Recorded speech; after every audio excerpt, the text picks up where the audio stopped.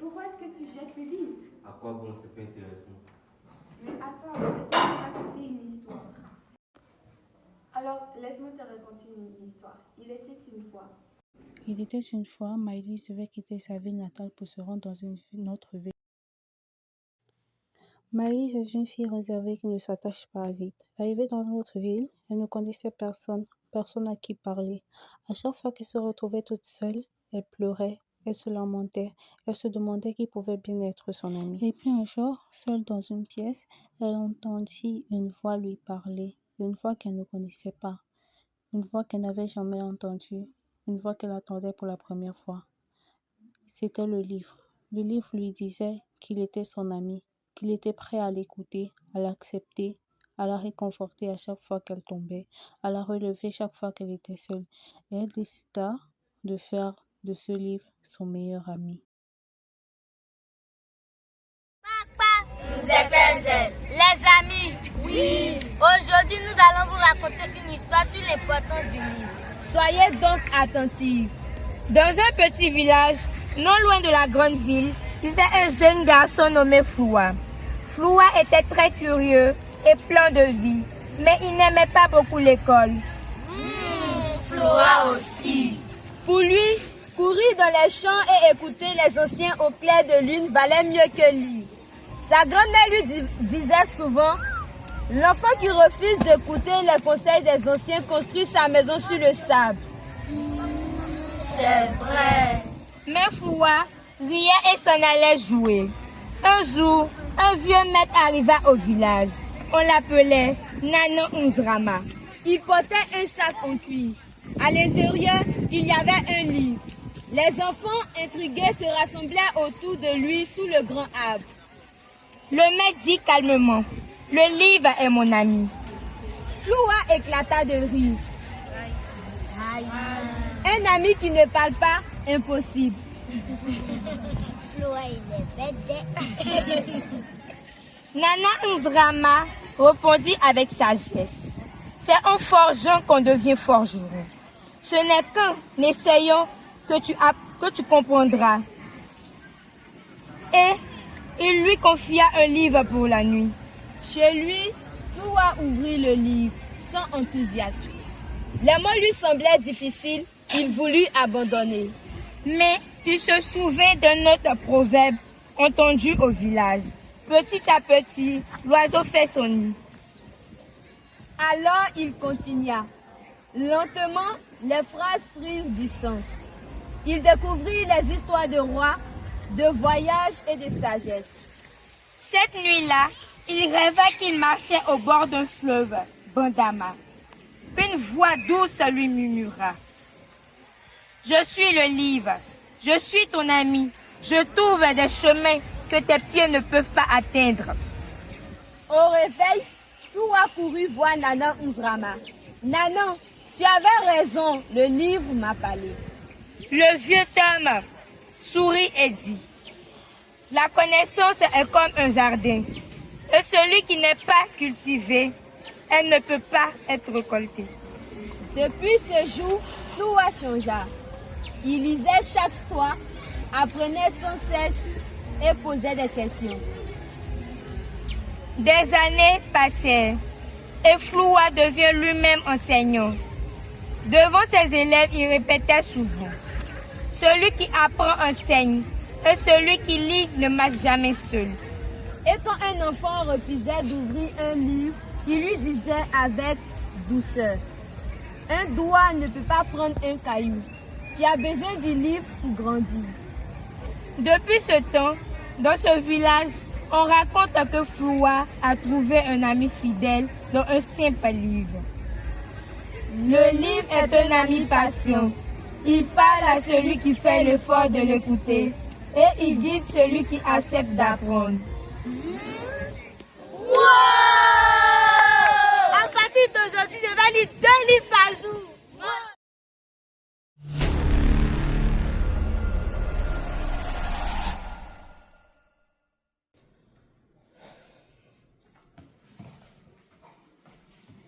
Oh, mais encore, rien d'intéressant sur Instagram, rien sur TikTok. Je regarde la même chose tous les jours. Oh! Il n'est même pas connecté. Je ne sais même plus quoi faire. Amina, après avoir passé des heures de scroll sur son téléphone, ne sait plus quoi faire. Elle est dans un état de nuit totale. Un livre est posé près d'elle, mais celle-ci le regarde sans aucun intérêt. Ça ne vaut pas la peine. C'est trop silencieux. Salut!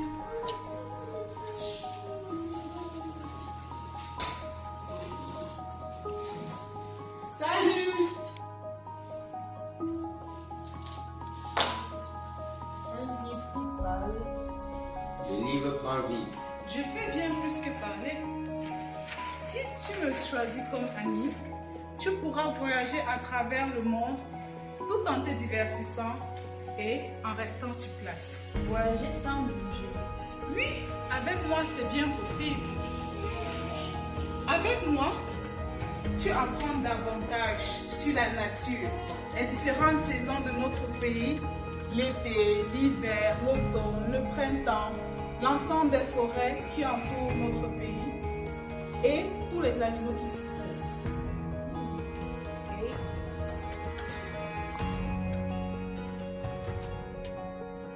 Également, tu découvres les histoires passées de notre pays, les guerres, l'arrivée des différentes populations dans notre pays, comment est-ce que notre pays a été constitué, pourquoi est-ce que telle règle s'applique à notre pays depuis la nuit des temps. Wow, ça devient intéressant.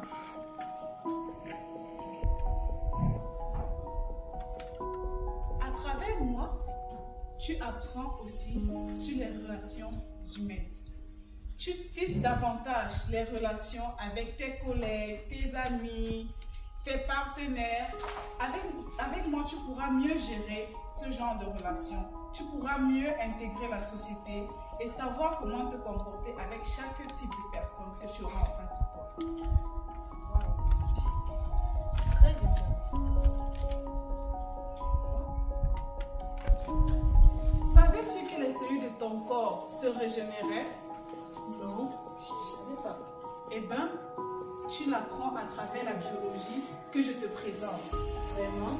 Bien sûr, tu apprends le fonctionnement de ton organisme, les battements de ton cœur, le fonctionnement du sang dans ton organisme et comment est-ce que ton corps se comporte au réveil, tout comme au coucher. Waouh, ça c'est vraiment très intéressant. Tu as sûrement remarqué que notre population canadienne est diversifiée, n'est-ce pas? Oui. À travers moi, cette autre façade de moi que tu découvres. Je t'apprends sur les cultures. Nous avons par exemple les métis, les autochtones, les Africains, les Européens. Et lorsque tu apprendras leur culture, tu pourras mieux t'intégrer et avoir une liste diversifiée d'amitiés. Waouh, ça c'est vraiment très intéressant. Je n'aurais jamais imaginé. Je suis vraiment désolée. Je ne savais pas que tu étais au Ressources. Il suffit juste de m'ouvrir. Et surtout, ne l'oublie jamais. Je suis ton ami quand tu es seul, ton guide quand tu es perdu et surtout ton professeur sans salle de classe. Abaché de Dieu. Le livre, mon ami.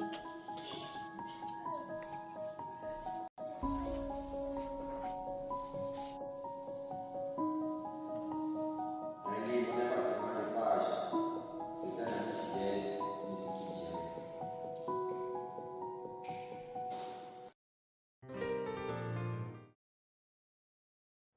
Conte et légende, Gabriel Roy. Il était une fois un garçon nommé Adam. Il n'aimait pas trop lire.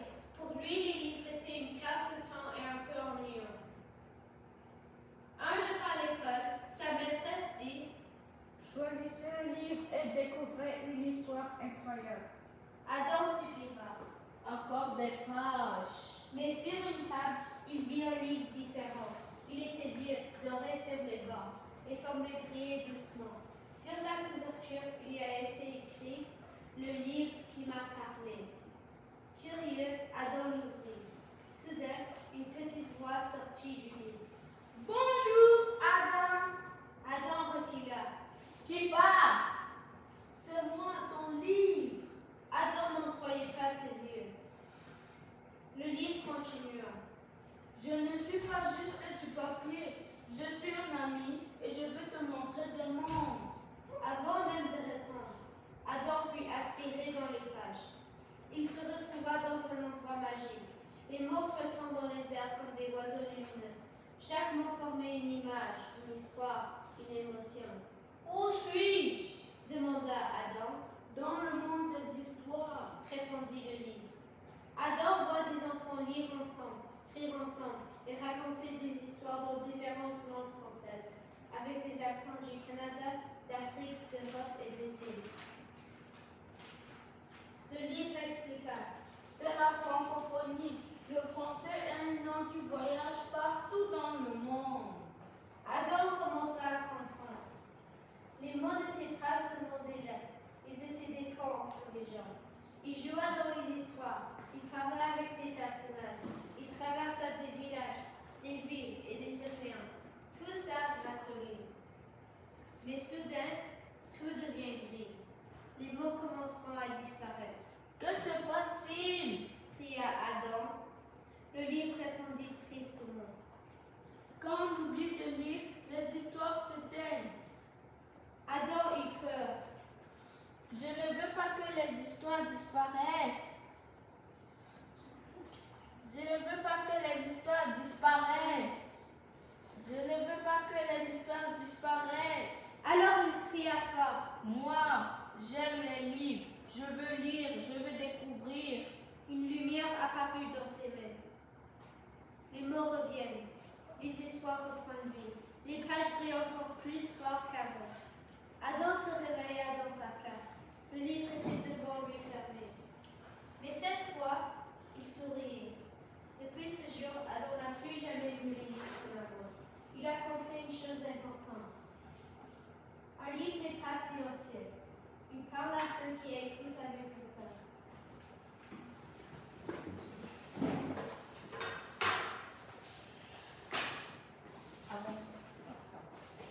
Morale.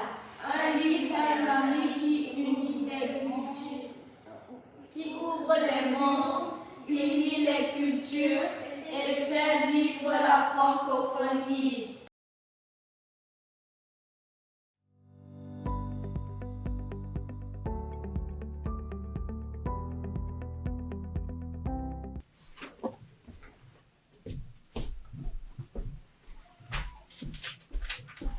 Où est ton livre? C'est l'heure de la lecture silencieuse. Je l'ai oublié à la maison. Je n'aime pas lire de toute façon.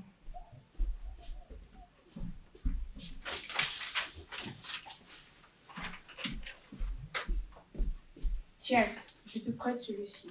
Je pense que tu vas l'aimer. Hé, Grégoire, en passant, comment ça va avec la préparation pour les Olympiades de sciences? Oh, t'as rien fait. On veut gagner, mais tu ne contribues même pas. On va gagner la première place de toute façon. Tu es tellement intelligent. Mais...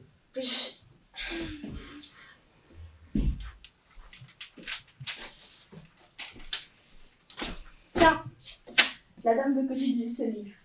Ça va vous aider à résoudre votre problème.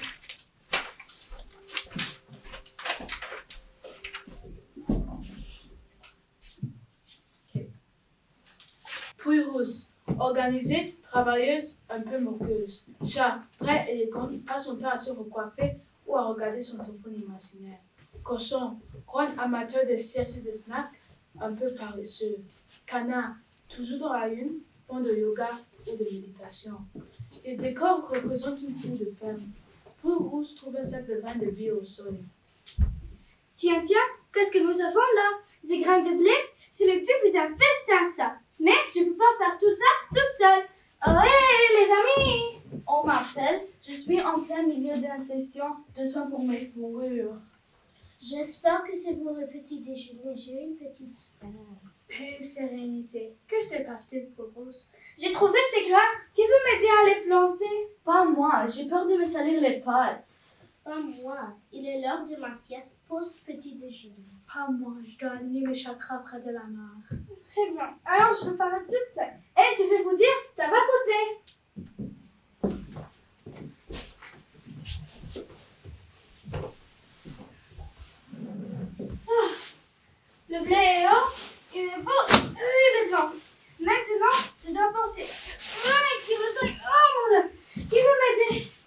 Toujours pas moi. La poussière de farine me fait éternuer. Pas moi, le chemin est beaucoup trop long pour une pauvre petite patte. Pas moi, le bruit de moulon perturbe mon silence intérieur. Bon, je vais le faire toute seule. Et ne surtout tournez même pas en me regardant partir. Quelques instants plus tard, une délicieuse odeur vient du four. Puis ressort une miche de pain du four. Ça sent bon, n'est-ce pas? Le farine est devenu un délicieux pain croustillant. Miaou, finalement, je me sens beaucoup mieux. Oh là là, mon estomac vient de se réveiller. Je suis prêt à rendre service. Le pain est une énergie universelle. Je veux bien partager cette énergie avec toi. Ah, soudainement, tout le monde est en forme? Alors dites-moi, qui va m'aider à le manger? Moi, je peux vérifier si la croûte est bonne.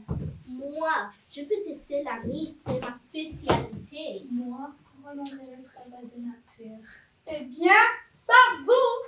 Vous n'avez pas planté, vous n'avez pas moissonné, vous n'avez pas aidé. Alors aujourd'hui, c'est moi et mes poussins qui allons nous régaler. C'est un scandale! C'est de l'égoïsme. Non, c'est la recette de succès. Pas d'effort, pas de réconfort. Et donne-moi! C'est pas juste un peu! S'il te plaît! Ah, je comprends maintenant. Je vais essayer de t'aider, Lucas. Oh, merci, je comprends finalement. De rien. Franchement, tu dois arrêter. Ça sert à rien d'être méchante. Ne prends pas la vie trop au sérieux.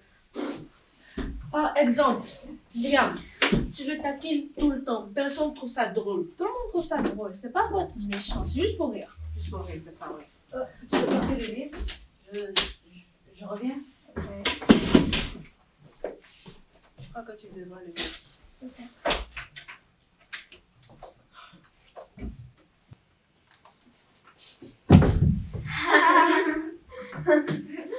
Regardez-moi ça, une araignée qui ne sait même pas tricoter sans faute déjeuner.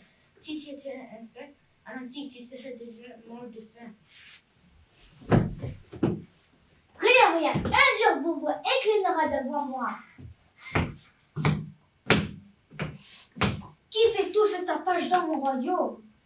Oh, c'est toi, petite peluche à pattes. Oh, monsieur Tig, je veux chercher le respect, je veux que mon nom soit connu dans tout le genre. Ha ha ha.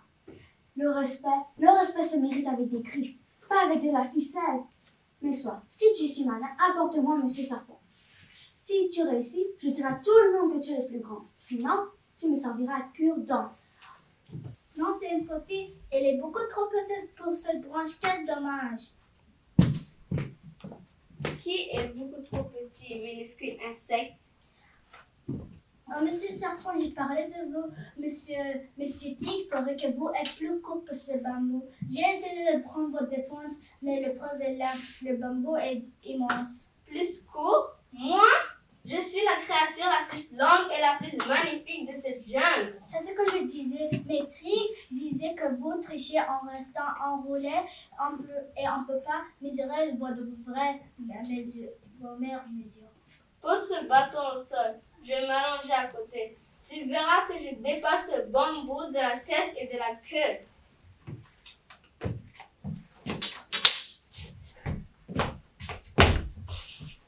Je suis droit comme une lance. Mesure-moi. C'est presque ça. Laissez-moi juste fixer vos queues. Pendant que je vérifie ta tête ne glisse pas.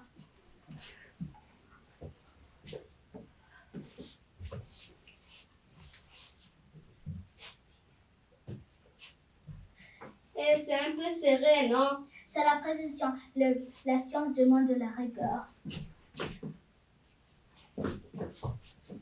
Et voilà. Tu fais exactement la taille du prisonnier. Oh, tu l'as vraiment fait, petite araignée. Tu as plus de venin dans la tête que ce serpent en a dans les crocs. Maintenant, je peux t'accorder un peu de respect. Vive Anansi, le maître des rues. Monsieur Serpent s'est fait avoir. Et en fait, votre respect, je ne veux pas si c'est au démon des autres. Je suis désolée, Monsieur Serpent.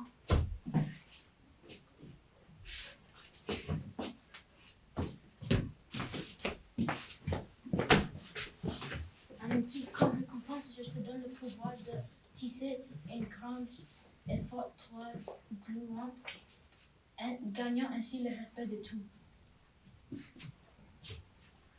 Rappelez-vous bien de ceci. On mesure pas l'importance des autres à son ombre, mais à la longueur de son esprit. Waouh, quel beau livre. Je n'avais pas réalisé que les actions peuvent autant de mal. Ça m'a pris vraiment longtemps avant de le réaliser. C'est mon fruit préféré, c'est les tomates. Les tomates sont pas un fruit. Mais non, ça vient d'une fleur, et évidemment c'est un fruit. Qu'est-ce que tu racontes? Alors moi je suis une salade. Chez vous, il y a des graines là-dedans. Qu'est-ce que tu ne comprends pas?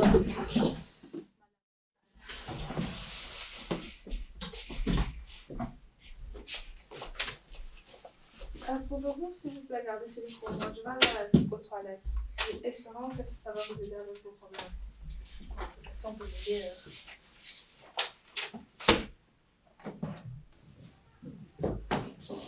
Achou! Je sens un odeur de poussière et de bêtes sauvages. Bonjour, grand sage, écartez-vous. Je mène mon éléphant à la rivière. Un éléphant, enfin, nous avons entendu des milliers d'histoires sur cette créature, mais nous ne l'avons jamais touché.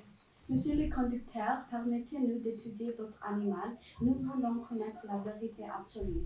Approchez, mais un par un, s'il vous plaît. Oh, mais c'est très clair. La science ne ment pas. L'éléphant est massif, plat et rigueur. C'est un mur! Un mur qui respire. Un mur tout de même.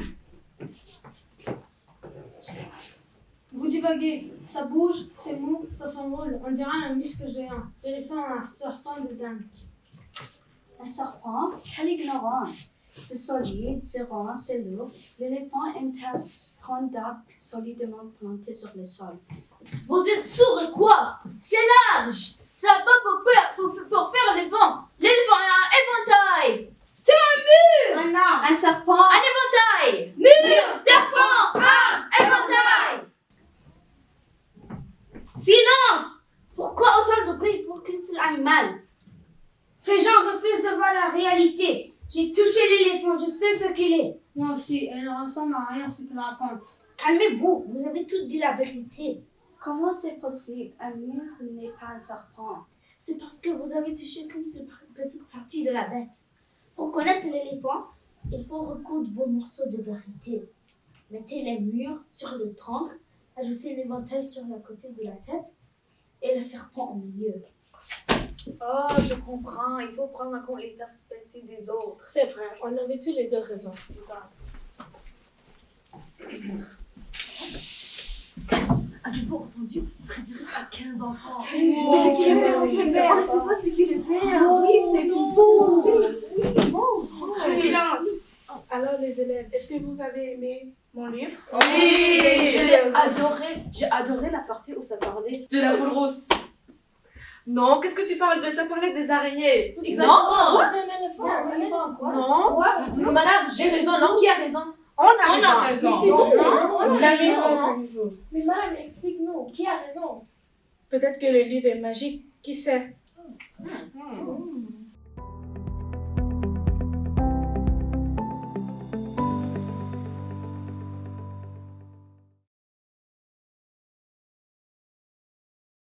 Voici mon livre qui est mon confort. Il est le plus fort pour me soutenir. Même s'il n'est pas parfait, il a su quoi dire.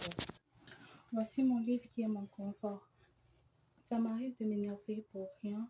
Il le sait très bien et décide d'en faire aucun problème. Voici mon livre, mon ami. Il connaît mon histoire, mes envies. Une histoire pleine de vie, tout comme lui. Ça m'arrive de m'énerver pour rien. Il le sait très bien et décide d'en faire aucun problème. Voici mon livre, mon ami. Il connaît mon histoire, mes envies. Une histoire pleine de vie, tout comme lui. Reste. Je ne sais pas pourquoi il me réconforte comme une veste, mais je sais que sans lui, je serais démolie. Je ne sais pas pourquoi il me suit comme un chien avec son maître, mais j'ai peur qu'il fuit, car tôt ou tard, le monde part. Maintenant, je sais que si j'écris sur un papier, alors nos moments ensemble vont rester. Ainsi, notre amitié va exister dans notre monde tout comme dans le leur. Il sera toujours près de moi. À mes yeux, il existe toujours. Peu importe où le chemin nous mène, je serai toujours reconnaissante envers lui.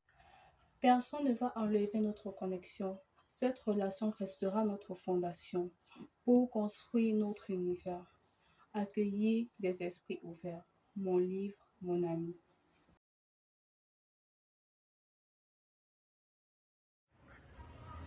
Le livre est un ami qui patiente en silence. Un jardin précieux que l'on sème avec patience. Il trace des chemins que les pieds n'atteignent pas et guide l'esprit à chacun de ses pas. Petit à petit, l'oiseau bâtit son nid. Celui qui déchiffre voit son monde grandir.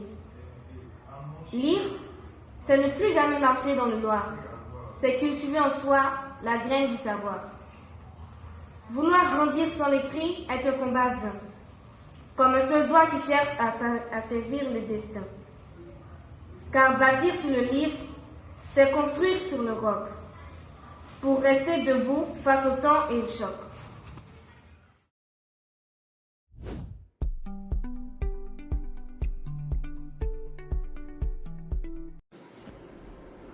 Livre vert sur mes genoux. Tu es mon ami le plus doux. Lorsque le monde devient lourd, tu m'apportes loin pour toujours. Ce n'est pas juste un livre pour son lecteur. C'est un ami, un consolateur et un conseiller. Il ne vous parle pas juste d'un livre, mais d'un refuge. Quelqu'un qui partage mes émotions. Il m'écoute sans me juger. Il me donne des ambitions. Avec lui, je peux aussi voyager. Il devient mon guide dans une vie très vie. Et même lorsque je referme ses pages, il reste avec moi sage. Car un livre n'est jamais fini. Quand il devient un ami. Le livre, mon ami. Mon ami. Le livre, mon ami. Le livre, mon ami.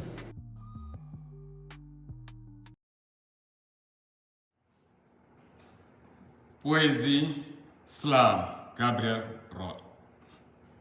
C'est magique. Lire petits mots gravés dans ma tête, fenêtre ouverte au milieu de la tempête. Pas besoin des pages, juste ma voix et mes mots pour calmer mon âme sans faire de son écho. C'est le droit de penser, de dire ce que je vois, même quand le monde tente de briser ma foi. Lire, c'est une poésie urbaine qui brise les chaînes sans contrainte ni freine qui danse dans les veines. Lire mon mot au réseau infini, souvent murmureux, parfois crié, jamais vraiment défini.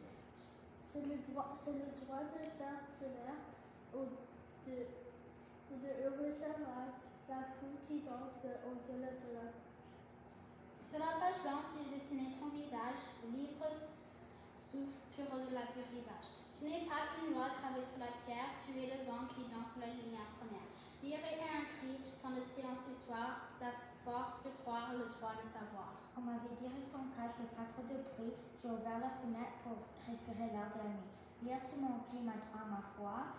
Lire les livres à la vie, à la mort, tu n'es plus un mot vide. Tu es l'horizon, le rêve qui nous guide. Un rêve éveillé, un horizon infini. Les livres, c'est simplement la magie de la vie.